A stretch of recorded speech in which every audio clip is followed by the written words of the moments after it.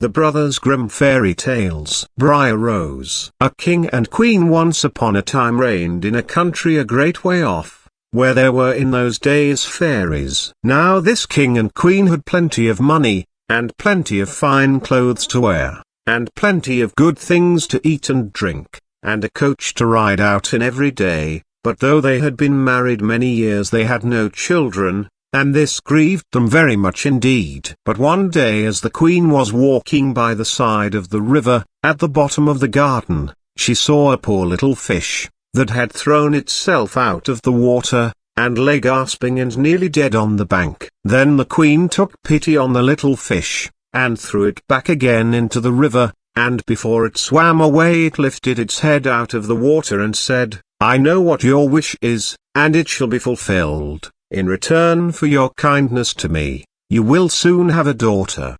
What the little fish had foretold soon came to pass, and the queen had a little girl, so very beautiful that the king could not cease looking on it for joy, and said he would hold a great feast and make merry, and show the child to all the land. So he asked his kinsmen, and nobles, and friends, and neighbors. But the queen said, "I will have the fairies also, that they might be kind and good to our little daughter."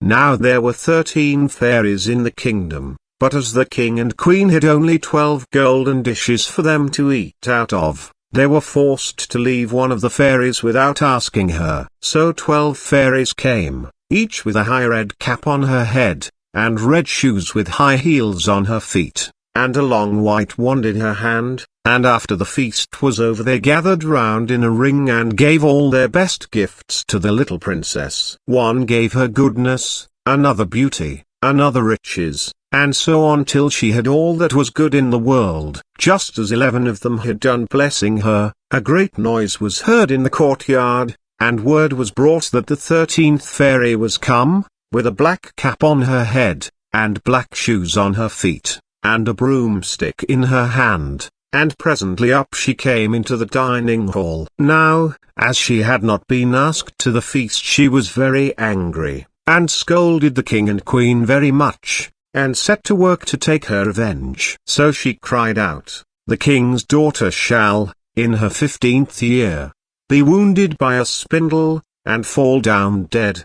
Then the 12th of the friendly fairies, who had not yet given her gift, came forward, and said that the evil wish must be fulfilled, but that she could soften its mischief. So her gift was, that the king's daughter, when the spindle wounded her, should not really die, but should only fall asleep for 100 years.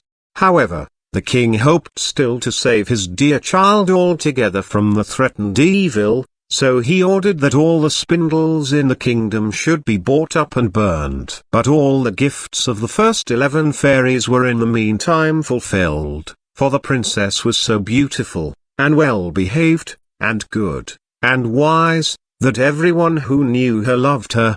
It happened that, on the very day she was 15 years old, the king and queen were not at home, and she was left alone in the palace. So she roved about by herself, and looked at all the rooms and chambers, till at last she came to an old tower, to which there was a narrow staircase ending with a little door. In the door there was a golden key, and when she turned it the door sprang open, and there sat an old lady spinning away very busily. "Why, how now, good mother," said the princess, "what are you doing there?"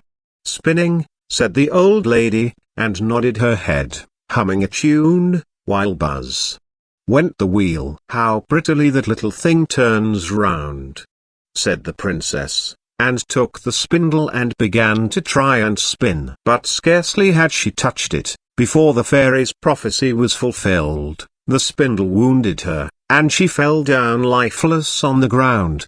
However, she was not dead, but had only fallen into a deep sleep, and the king and the queen, who had just come home, and all their court, fell asleep too, and the horses slept in the stables, and the dogs in the court, the pigeons on the housetop, and the very flies slept upon the walls. Even the fire on the hearth left off blazing, and went to sleep. The jack stopped, and the spit that was turning about with a goose upon it for the king's dinner stood still, and the cook, who was at that moment pulling the kitchen boy by the hair to give him a box on the ear for something he had done amiss, let him go, and both fell asleep.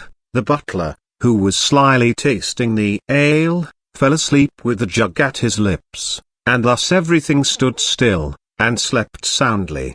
A large hedge of thorns soon grew round the palace, and every year it became higher and thicker, till at last the old palace was surrounded and hidden, so that not even the roof or the chimneys could be seen. But there went a report through all the land of the beautiful sleeping Briar Rose, for so the king's daughter was called, so that, from time to time, several kings' sons came, and tried to break through the thicket into the palace. This, however, none of them could ever do, for the thorns and bushes laid hold of them, as it were with hands, and there they stuck fast, and died wretchedly. After many, many years there came a king's son into that land, and an old man told him the story of the thicket of thorns, and how a beautiful palace stood behind it, and how a wonderful princess, called Briar Rose, lay in it asleep, with all her court. He told, too, how he had heard from his grandfather that many, many princes had come, and had tried to break through the thicket, but that they had all stuck fast in it, and died. Then the young prince said, "All this shall not frighten me, I will go and see this Briar Rose." The old man tried to hinder him, but he was bent upon going. Now that very day the 100 years were ended, and as the prince came to the thicket he saw nothing but beautiful flowering shrubs, through which he went with ease, and they shut in after him as thick as ever. Then he came at last to the palace, and there in the court lay the dogs asleep, and the horses were standing in the stables, and on the roof sat the pigeons fast asleep, with their heads under their wings. And when he came into the palace, the flies were sleeping on the walls, the spit was standing still.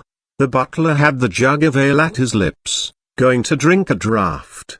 The maid sat with the fowl in her lap ready to be plucked, and the cook in the kitchen was still holding up her hand, as if she was going to beat the boy.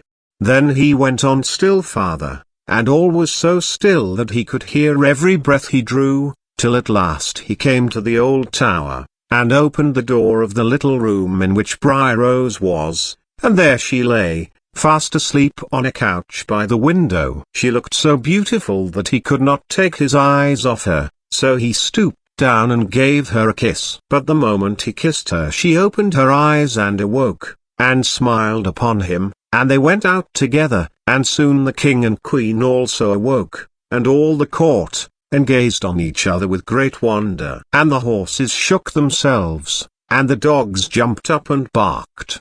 The pigeons took their heads from under their wings, and looked about and flew into the fields. The flies on the walls buzzed again. The fire in the kitchen blazed up, round went the jack, and round went the spit, with the goose for the king's dinner upon it. The butler finished his draught of ale, the maid went on plucking the fowl, and the cook gave the boy the box on his ear. And then the prince and Briar Rose were married, and the wedding feast was given, and they lived happily together all their lives long.